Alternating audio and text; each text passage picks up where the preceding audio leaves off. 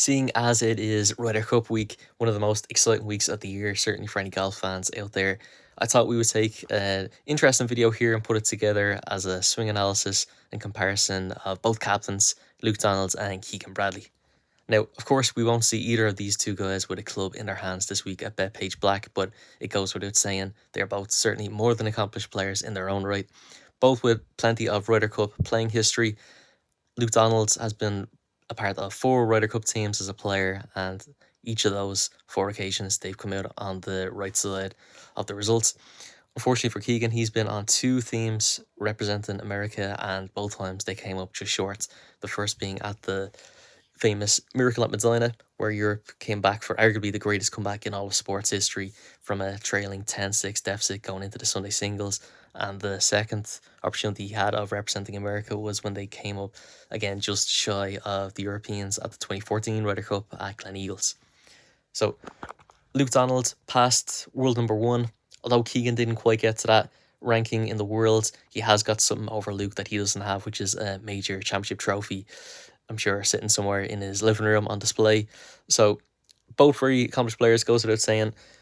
I got the chance to see both this year live in the flesh. Luke Donald at the Irish Open when I was coaching there, and when I was coaching at the Open Championship in Royal Portrush, got the chance to see Keegan Bradley. So hopefully I've got some cool insights to share here on what makes both of their techniques tick, and hopefully there'll be a couple of nuggets in here that you can try and adapt into your own technique and see some impressive progress as a result of.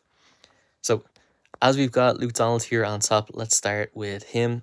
If we were to look at his posture, we would say it's certainly what we would term more textbook than perhaps how Keegan Bradley sets up.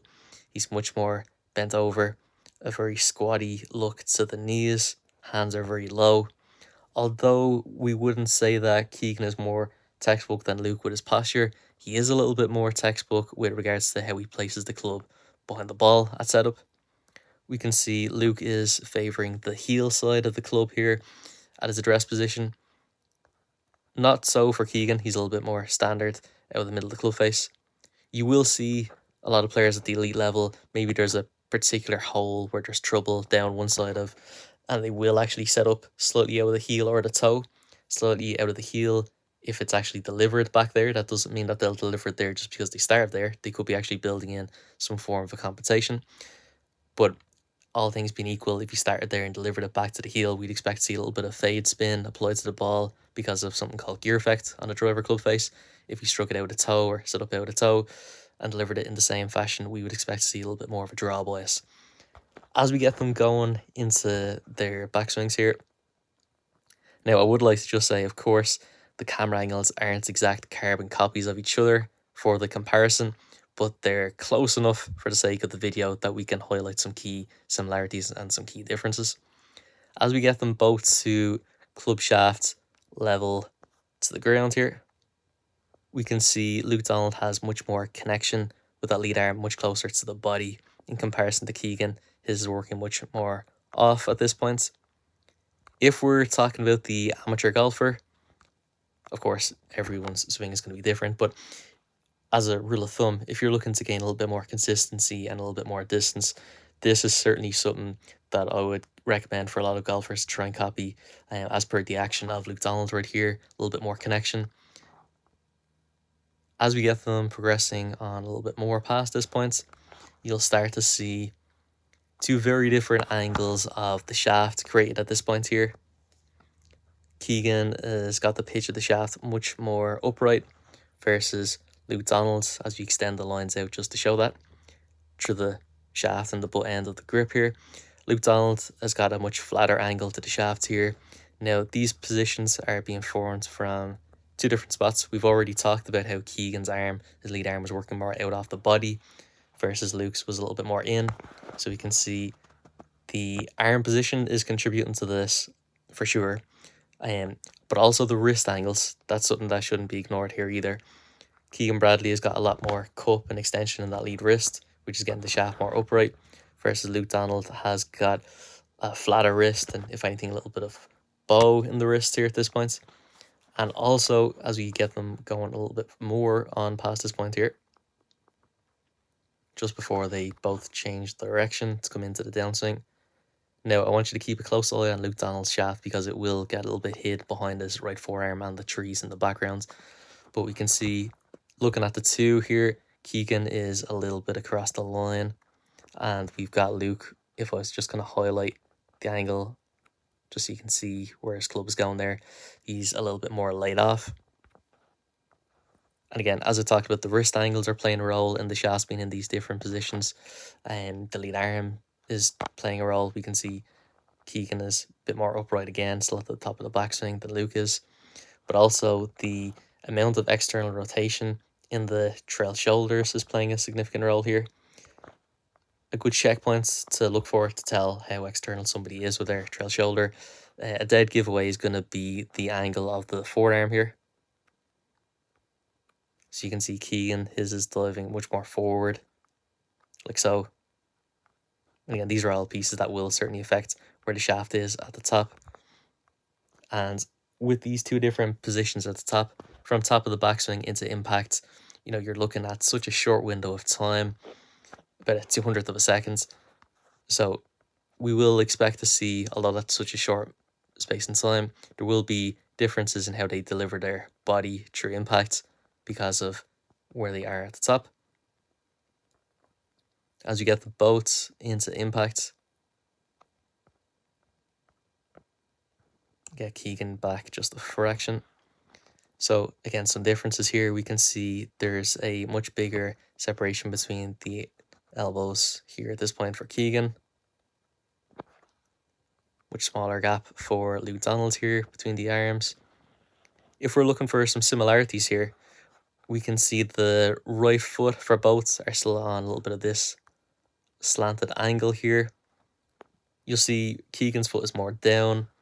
But if we're talking about, again, hopefully highlighting a couple of pieces that the average golfer can benefit from here, and even the very good player, in fairness, a lot of the time, if someone struggles with a pull or a slice, this can be from that right heel spinning up and out a little bit too much as well, which can give a lot of a swipe across the golf ball with the club hats. So again, just if you're looking for something that you can take, although these aren't copying each other exactly here with that right foot action at this point, you can see closer to similarities here than at other points in the swing. If we look at the lower half as well, we can see more of Luke Donald's left leg here versus Keegan's at the same point, which to me that would show that Luke is a little bit more open with how much he's turned his hips here in comparison to Keegan, like so. For the configuration of the arms here, as we talked about a minute ago, a little bit of a bigger gap between the elbows for Keegan. Looking at the starting direction of these shots, looks like Keegan starts a little bit more out to the right, perhaps trying to play draw for this particular shot. And Luke Donald's, his starts fairly straight. Can't see what it does after that in terms of whether it fades. But if we were to look just purely at the arms configuration here at this point, we would expect to see perhaps a little bit more of a draw from Keegan's position with the right arm more underneath the left, like so. And more perhaps of a straighter ball flight and perhaps even a fade for Luke Donald's position right here. As we get them progressing through the strike, again, as we mentioned, the slanted angle to the right foot still present, hasn't been spun out with that right foot just yet. And if we look at the steepness to the shoulders, much more down to the ground, sharper incline down to the ground for Keegan, in contrast to Luke Donald at about the same points. And Luke Donald is clearly extended up a little bit more by this stage. But it can't be forgotten the starting position that these two were in. So, of course, we mentioned Keegan Bradley much more bent forward at a setup position. This will be reflected in this spot right here. If he stood a little bit taller like Luke, I would imagine we would see a difference in spine angle and shoulder angles down to the ground at this point. And as we progress the two into their follow through position, both perfectly in balance, two very, very accomplished players. As I said, if we zoom out a little bit here, just so we can see the rest of Keegan Bradley's action here. It was just getting cut off a little bit there, so if you can see that a bit better now. Again, two very much follow throughs that are balanced perfectly, in full poise, in full balance and control. It's really interesting to dive into the swings of best players in the world, whether it's players are at the start of their career or perhaps closer to the twilight stages like Luke Donald and Keegan Bradley are. Although, as I said, Keegan has played in particular, some amazing golf this year, was very much knocking on the door of being a playing captain this year. I'm sure for his sake, that would have been quite a hard decision to make. That could have blown up in his face if the result didn't go his way. So he might have been glad that some of the American players stepped up their own game and made the decision a little bit easier for himself to leave himself out of the team this year. But hopefully you've enjoyed the analysis here and learned a couple of pieces here that you can apply to your own game and try and have some significant success with. If you've enjoyed the video, make sure to hit that like and subscribe button. It really helps with the growth of the channel, and it also ensures that you won't miss out on any future content coming from myself. And this week of all weeks is certainly a week that you don't want to miss out on. Plenty more videos soon to be released covering detailed insights, all things Ryder Cup based for the week that's in it. Make sure to hit that subscribe button and be first to receive a notification anytime a video goes live.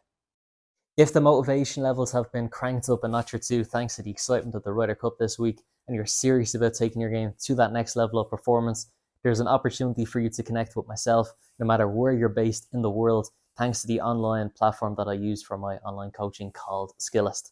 I will leave a link underneath the video in the description for you to download it. Otherwise, you can simply head to the App Store and search for Skillist and search for my coach's profile account, Seán Marks. If the concept of online coaching is something that you're unfamiliar with, when you search my profile after downloading the Skillist app, you will be able to see plenty of student testimonials and even insight into a live lesson to show you exactly what my coaching style is like and how I use the online platform Skillist to deliver my instruction. Everything is personalized exactly for the person that's reached out to receive coaching. There's nothing pre-recorded. Everything is tailored exactly to you and your needs. The promo code that you can enter up until a deadline of this Sunday at midnight, to be exact, on the final day of the Ryder Cup this year, you'll be able to enter the promo code SMGORC50 at checkout to receive a massive saving of 50% off your first month on any of my online coaching programs. I will bring full details up on the screen here for you to check it out. This is an opportunity not to be missed. Make sure you take advantage of it before the week's out.